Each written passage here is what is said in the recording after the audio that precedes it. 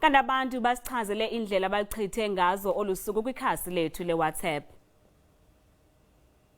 Lucas Mashilo lo from Nelson la eDurban South Beach sifolile kumnandi ngiyabonga.